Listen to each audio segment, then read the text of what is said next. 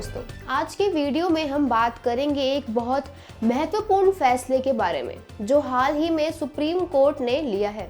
यह फैसला credit cards पर लगने वाले पेनल्टी और इंटरेस्ट रेट से संबंधित है। आपने अक्सर देखा होगा कि बैंकों द्वारा क्रेडिट कार्ड्स पर जो अलग अलग तरह की पेनल्टी और ब्याज दरें चार्ज की जाती है, वह अक्सर लोगों के लिए परेशानी का कारण बनती थी, खासकर तब जब कोई पेमेंट समय पर ना हो पाए। लेकिन अब सुप्रीम कोर्ट ने इस पर बड़ा फैसला सुनाया है और यह फैसला बैंकों के पक्ष में गया है। तो चलिए जानते हैं इस फैसले के बारे में विस्तार से। सबसे पहले बात करते हैं 2008 के फैसले की। उस समय national consumer dispute redressal commission ने एक निर्णय लिया था जिसमें बैंकों पर क्रेडिट कार्ड्स के ऊपर पेनल्टी और ब्याज दर को लेकर एक सीमा लगा दी गई थी। उनका कहना था कि बैंकों को 30% से ज्यादा ब्याज नहीं लेना चाहिए। इस फैसले के बाद बैंक 25% से लेकर के 30% तक ब्याज चार्ज कर सकते थे, लेकिन उससे ज्यादा नहीं। लेकिन अब जाकर सुप्रीम कोर्ट ने इस फैसले को पलट दिया है। जी हाँ,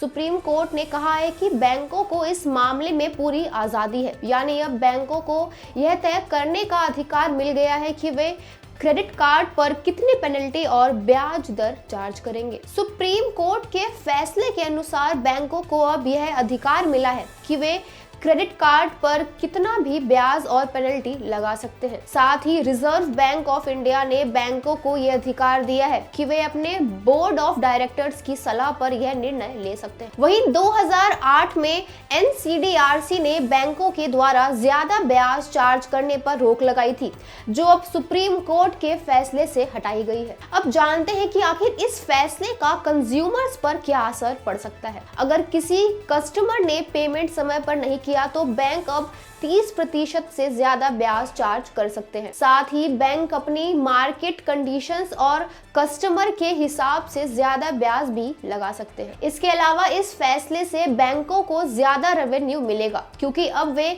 ज्यादा ब्याज और पेनल्टी चार्ज कर सकेंगे। तो दोस्तों, इस फैसले का सीधा असर उन लोगों पर पड़ेगा जो अपने क्रेडिट कार्ड्स की पेमेंट समय पर नहीं करते।